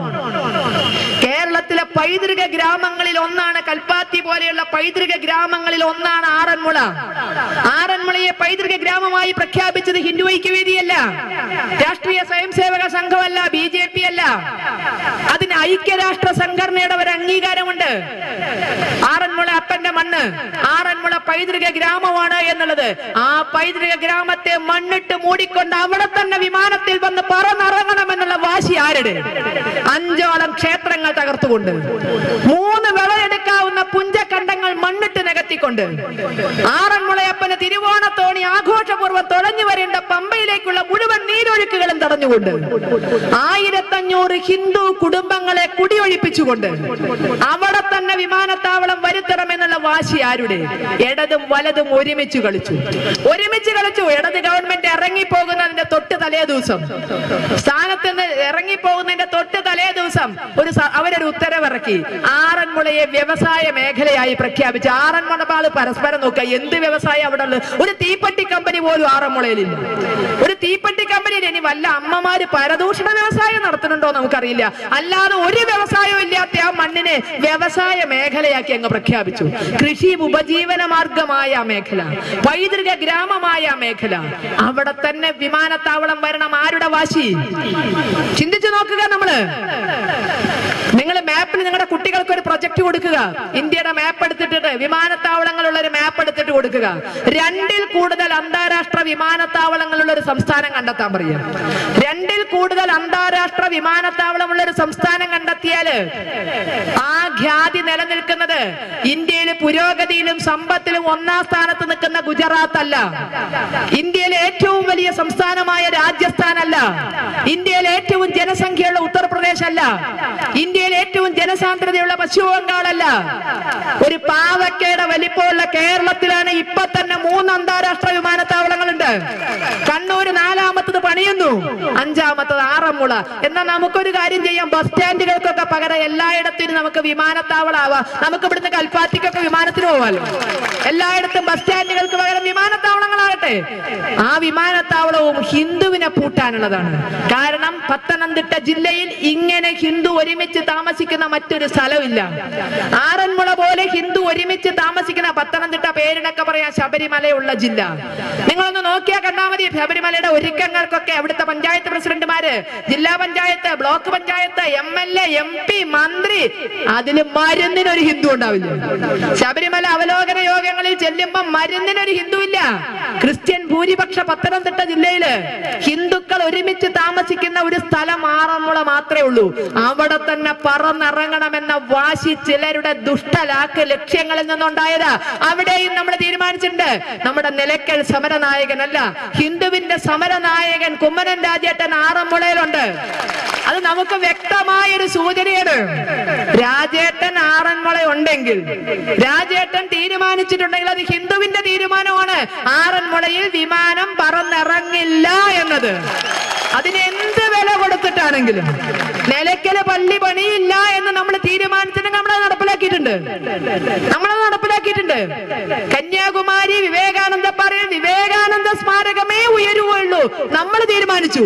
ഈ സാർത്ഥശതിയിൽ അത് അവിടെ തല ഉയർത്തിപ്പിടിച്ചു നിൽക്കുന്നു. ശ്രീരാമ ജന്മസ്ഥാനത്ത് രാമക്ഷേത്രമേ ഉണ്ടാകൂ.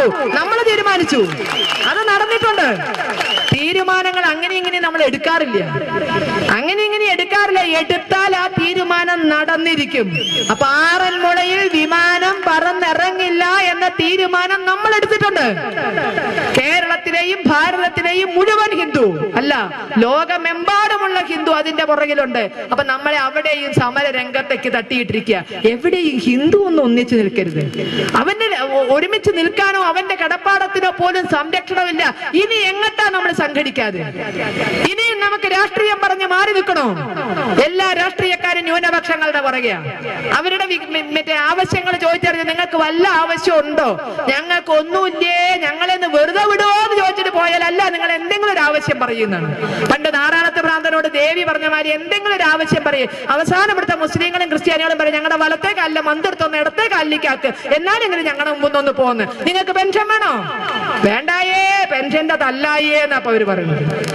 ജോലി വേണോ? വേണ്ട. എന്തുകൊണ്ടാ നിങ്ങൾ ചിന്തിക്കുക? ജോലി വേണ്ട എന്ന് അവർ പറയും. ഞാൻ നേരത്തെ പറഞ്ഞു തൊഴിലുറപ്പിൽ പോകുന്ന മുസ്ലിം സ്ത്രീകളെ പറ്റി. അങ്ങനെ എത്ര ആളുണ്ടെന്നൊന്ന് ചിന്തിക്കുക. അതുകൊണ്ടാ പോകുന്നയാളുടെ വലിയ വിഷമം ഞാൻ പറഞ്ഞത്. കേരളത്തിലെ മുസ്ലിങ്ങൾ പീഡിപ്പിക്കപ്പെടുന്നു, മുസ്ലിങ്ങൾ പിന്നോക്കമാണ് എന്ന് പറയുന്നവർ ഞങ്ങളോട് ചില കണക്കുകൾ പറയണം. ഇവിടെയുള്ള തൊഴിലുറപ്പ് പദ്ധതിയിൽ എത്ര മുസ്ലിങ്ങൾ പ്രവർത്തിക്കുന്നുണ്ട്? ആണോ പെണ്ണോ ആയിക്കൊള്ളട്ടെ, എത്ര മുസ്ലിങ്ങൾ ഒരു ദിവസം റേഷൻ വാങ്ങാനുള്ള പൈസയ്ക്ക് വേണ്ടിയാ തൊഴിലുറപ്പുകാരൻ പണിയെടുക്കുന്നത്.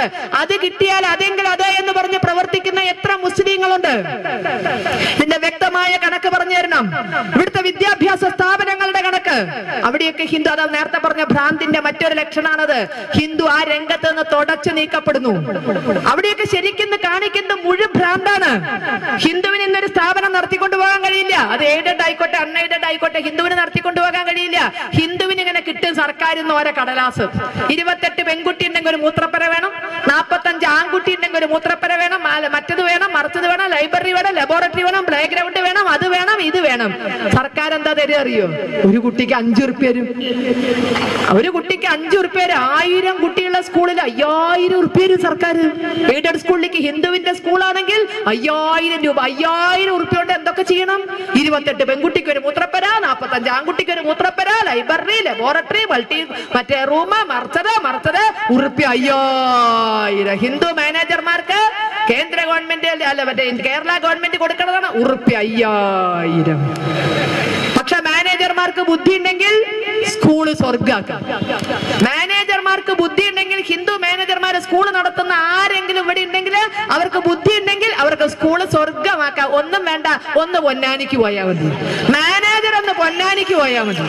അല്ലെങ്കിൽ ഏതെങ്കിലും പള്ളിയിലച്ഛന്റെ കൂടെ ഏതെങ്കിലും ഒരു പൊട്ടക്കണ്ടിന് മുങ്ങിയാൽ മതി. ന്യൂനപക്ഷമായാൽ മതി. 1 കോടി ഉറുപ്പ്യ വരെ കേന്ദ്ര ഗവൺമെന്റ് തരും സ്കൂൾ നടത്താൻ. എയ്ഡഡ് ആയിക്കോട്ടെ അൺഎയ്ഡഡ് ആയിക്കോട്ടെ. അൺഎയ്ഡഡ് സ്ഥാപനം ഫീസ് വാങ്ങിക്കുന്ന നമ്മുടെ പത്തിരിപ്പാലയ്ക്കടുത്തുള്ള ജമാഅത്തെ ഇസ്ലാമി നടത്തുന്ന മൗണ്ട് സേന വിദ്യാലയത്തിന് 50 ലക്ഷം രൂപ സർക്കാർ കൊടുത്തു. ഫീസ് വാങ്ങി പഠിപ്പിക്കുന്ന സ്കൂള്.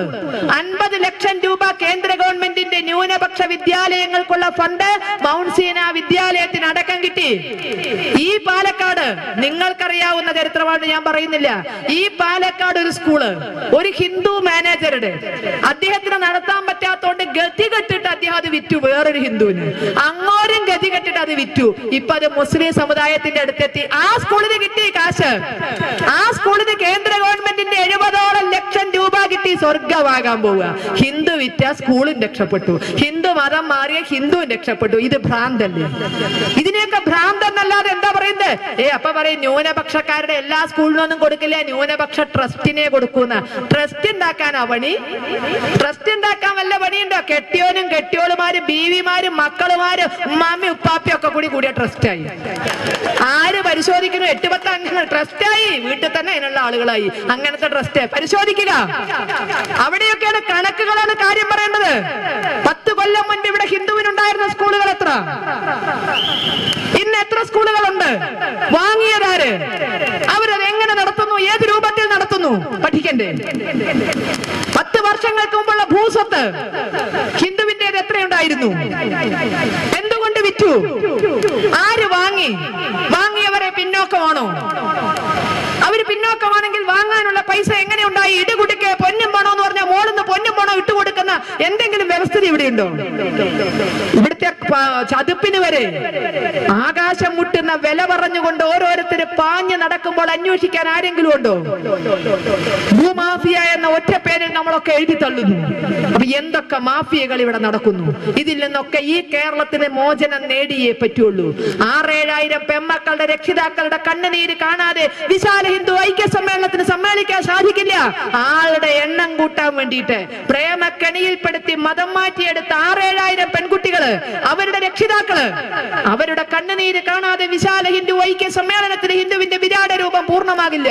അങ്ങനെ കണ്ണീരിൽ കുതിർന്ന ഒരുപാട് കഥയുമായിട്ട് കരഞ്ഞിരുന്നിട്ട് കാര്യമില്ല എന്ന തീരുമാനിച്ചു തന്നെയാണ് വിശാല ഹിന്ദു ഐക്യ സമ്മേളനവുമായി ഇറങ്ങുന്നത്. ഇത് തീർച്ചയായും ചരിത്രവുമായുള്ള ഒരു കൂട്ടിമുട്ടലാണ്. നമുക്ക് ഒന്നുകിൽ എല്ലാം നശിക്കുന്ന ഒരവസ്ഥ, അല്ലെങ്കിൽ എല്ലാം നേടുന്ന ഒരവസ്ഥ. നേടിയേ പറ്റൂ. ആരുടെയും അവകാശങ്ങൾ ഞങ്ങൾ കവർന്നെടുക്കുന്നില്ല.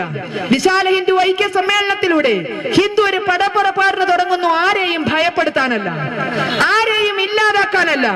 മതേതരത്വത്തിന്റെ പേരിൽ കോർണർ ചെയ്യപ്പെട്ട ഹിന്ദു അവിടെ നിന്നൊന്ന് പുറത്തോട്ട് വരികയാണ്.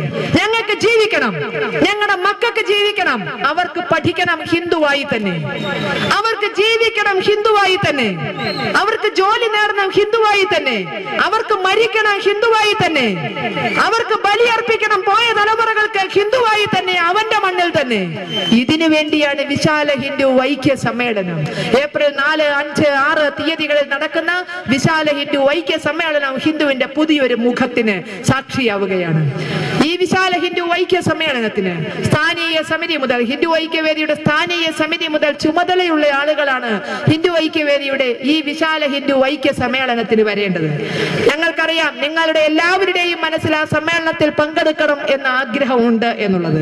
പക്ഷേ തിരുവനന്തപുരത്തിന്റെ സ്ഥലപരിമിതി ഉൾക്കൊണ്ടുകൊണ്ട്, ആ സ്ഥലപരിമിതി നമ്മൾ മനസ്സിലാക്കിക്കൊണ്ട്, തിരുവനന്തപുരം, കൊല്ലം ജില്ലകളിൽ നിന്നുള്ളവർക്ക് മാത്രമായിട്ടാണ് പ്രകടനവും പൊതുസമ്മേളനവും നമ്മൾ നിശ്ചയിച്ചിരിക്കുന്നത്. സ്ഥാനീയ സമിതി ചുമതലകളിലുള്ളവർക്ക് മറ്റ് പ്രതിനിധി സമ്മേളനത്തിനും പ്രകടനത്തിനും പൊതുയോഗത്തിനും ഒക്കെ പങ്കെടുക്കാം. ഇവിടുത്തെ മുഴുവൻ ഹിന്ദുവും, അവന്റെ ജാതി എന്തോ, അവന്റെ രാഷ്ട്രീയം എന്തോ, അവരെല്ലാം വരാൻ തയ്യാറാണ്. പക്ഷെ ഇന്നത്തെ സാഹചര്യത്തിൽ തിരുവനന്തപുരം നഗരത്തിന് ഉൾക്കൊള്ളാൻ കഴിയുന്ന ഒരു സംഖ്യയുടെ ഒരു പരിമിതി, 1 ലക്ഷം ആളുകളുടെ പ്രകടനമാണ് നമ്മൾ നിശ്ചയിച്ചിരിക്കുന്നത്. നമുക്കറിയാം ഇവിടെ വേദനിക്കുന്ന ഹിന്ദു 1 ലക്ഷം ഒന്നുമല്ല, 56% ഹിന്ദു വേദനിക്കുക.